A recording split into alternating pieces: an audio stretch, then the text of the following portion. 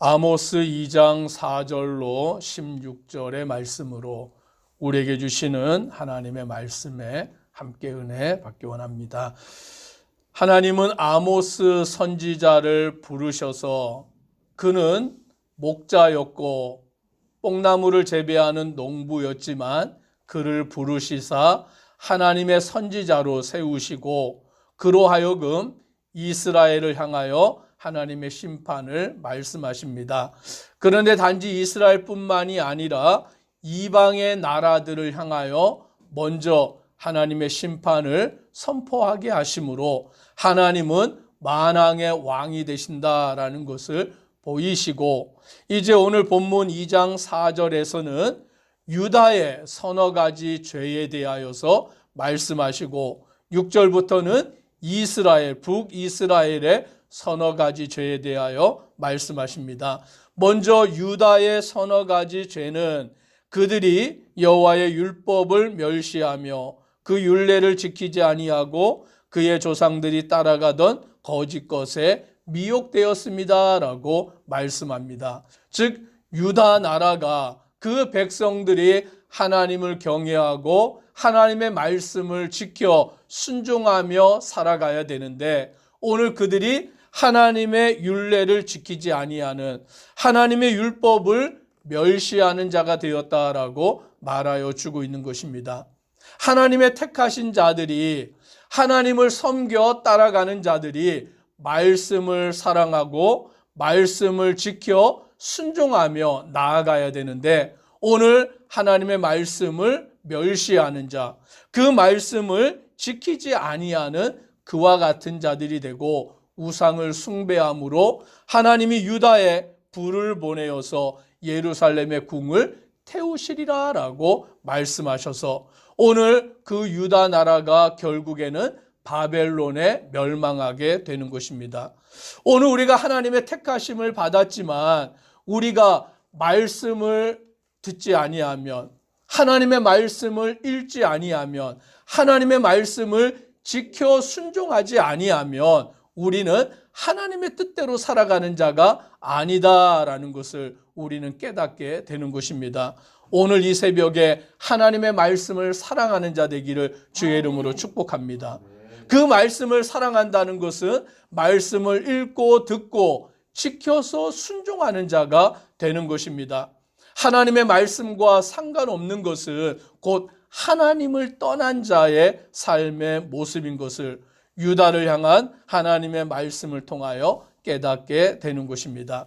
이제 두 번째로 하나님은 이스라엘의 서너 가지 죄를 말씀하시는데 6절 하반절부터 보면 이는 그들이 은을 받고 의인을 팔며 신 한 켤레를 받고 가난한 자를 팔며라고 말씀합니다. 즉 이스라엘의 죄가 뭐냐라고 하였더니 그들이 은과 신 한 켤레로 인하여서 의인과 가난한 자를 팔았다라고 말씀하는 것입니다. 즉 이스라엘 백성들은 은을 사랑하는 자, 그 물질을 사랑하는 자로 살아갔다라고 말씀해 주고 있는 거예요. 하나님을 의지하는 것이 아니라 하나님 앞에서 온전히 믿음으로 살아가는 것이 아니라 그들의 주인은 하나님이 아니고 금과 은이 그들의 주인이 되었다라고 말씀해 주고 있는 것입니다. 오늘날 많은 사람들이 물질주의에 빠져서 살아가는 것이죠. 돈이면 다가 되는 세상, 돈을 쫓아 살아가는 세상의 모습으로 나아가고 있다라는 것입니다. 그런데 하나님의 택하신 이스라엘 백성의 사람들이 은을 추구하여 살아가서 의인을 팔아버리고 또 그 신 한 켤레로 인하여서 가난한 자를 팔아버리는 돈이면 전부가 되는 세상의 모습을 이스라엘 백성들이 살아가고 있다라고 말씀해 주고 있는 것입니다.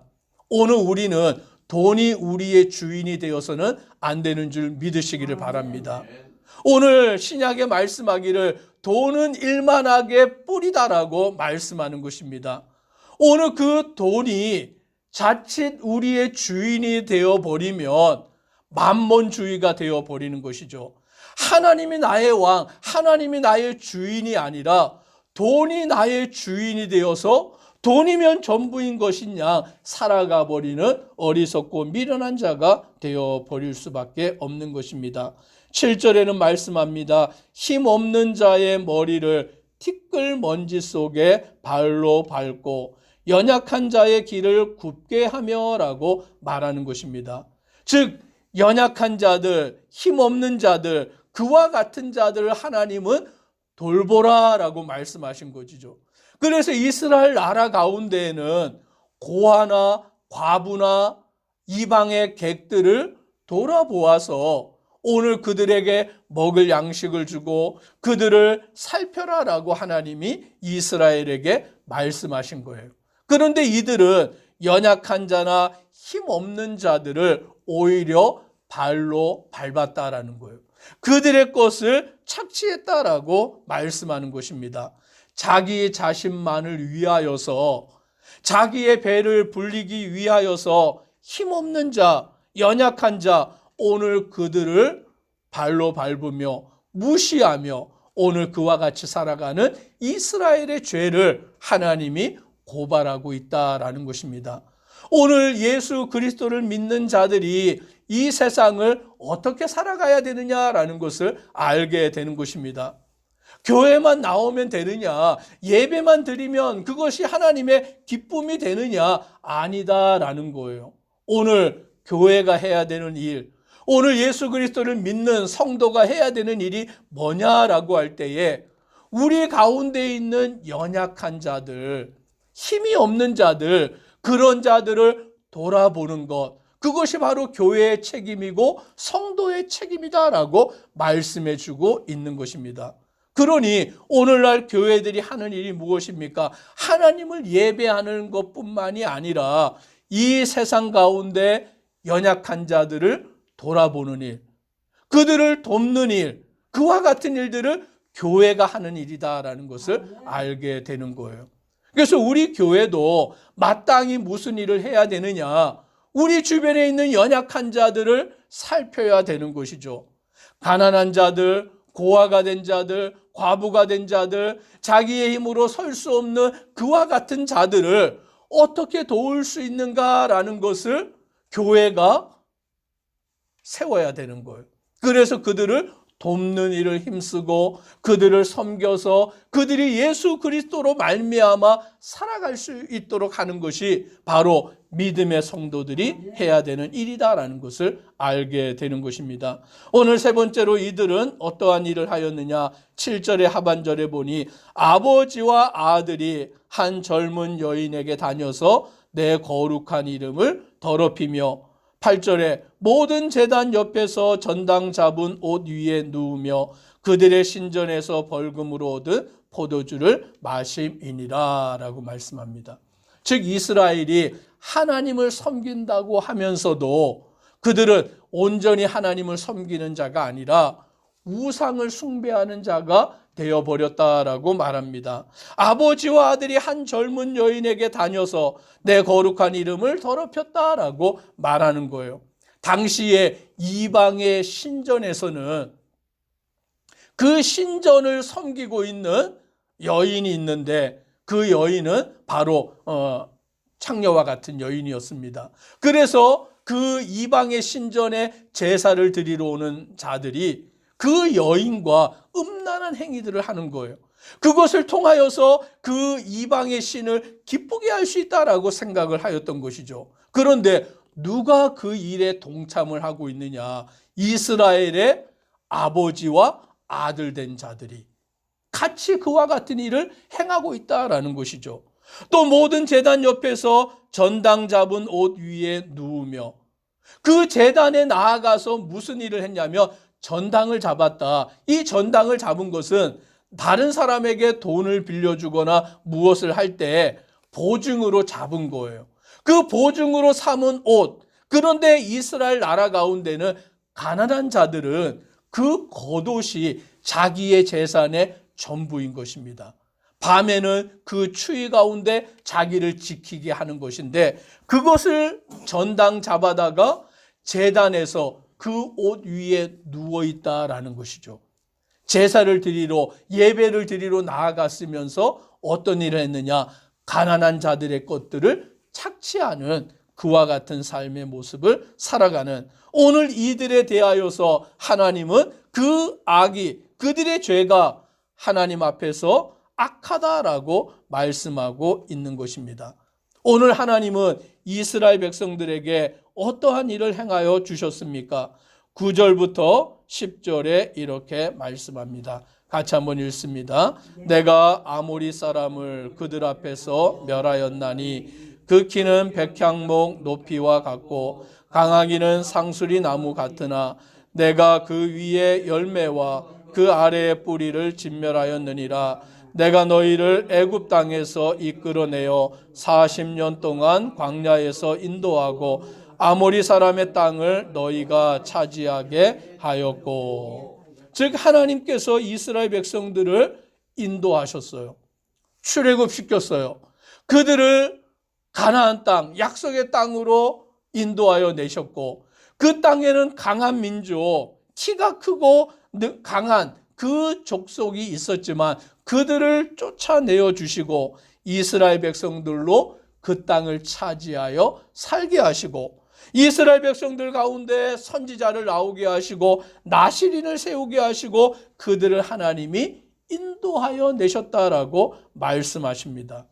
하나님께서 이스라엘 백성들을 사랑하여서 이와 같이 그들을 인도하고 이끄셨는데, 오늘 그들은 하나님을 떠나는 자가 되고 오늘 하나님의 말씀을 무시하는 자들이 되고, 12절에 보니까 그러나 너희가 나실 사람으로 포도주를 마시게 하며 또 선지자에게 명령하여 예언하지 말라 하였느니라. 나실이는 세 가지를 금지해야 합니다. 머리털을 깎지 말아야 되고, 포도주를 마시지 말아야 되고, 또 부정한 것을 마시면 안 되는데, 오늘 이스라엘 백성들이 그 나실인에게 포도주를 마시게 하여 취하게 만들었다라는 것이죠. 선지자는 하나님의 말씀을 예언해야 되는데 선지자에게 하나님의 말씀을 예언하지 말라라고 그와 같이 말하는 거예요. 오늘 이들은 하나님을 떠났고, 오늘 이들은 가난한 자들을 돌아보지 아니하고, 오늘 이들은 물질만을 쫓아가는 그와 같은 삶의 모습을 살아가고 있었던 것입니다.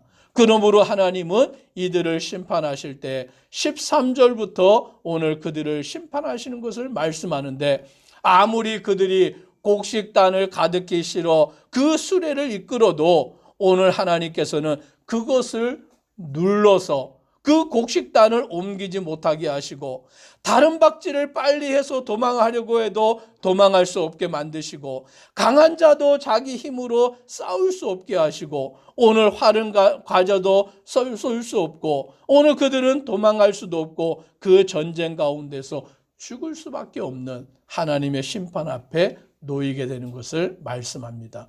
오늘 우리는 유다의 죄와 이 이스라엘의 죄를 통하여서 하나님의 택하신 백성이라 할지라도 말씀을 떠나는 자, 오늘 물질을 사랑하여서 연약한 자들의 것을 착취하며 살아가는 그와 같은 자들에 대하여 하나님의 심판이 임한다라고 말씀합니다. 우리는 주님 앞에서 말씀 앞에 온전히 서고 가난한 자들을 도우며 살아가는 믿음의 성도 되기를 주의 이름으로 축복합니다. 기도드리겠습니다. 사랑의 하나님, 하나님의 택하신 이스라엘 백성들이라 할지라도, 유다 백성들이라 할지라도 하나님의 말씀을 떠나고서는 하나님의 뜻대로 살아갈 수 없고, 또 그들이 가난한 자들을 돌아보지 아니하고 자기의 욕심을 추구하며 살아가고서는 하나님의 의를 이룰 수 없는 것입니다. 결국 이들이 하나님의 심판 앞에 놓이는 것을 우리는 깨달을 때에 하나님의 말씀 앞에 서서 하나님을 믿고 의지하고 주님의 뜻대로 아버지 하나님을 사랑하고 내 이웃을 내 몸과 같이 사랑하며 살아가는 믿음의 성도들 되도록 은혜 더하여 주옵소서. 예수님 이름으로 기도드리옵나이다. 아멘.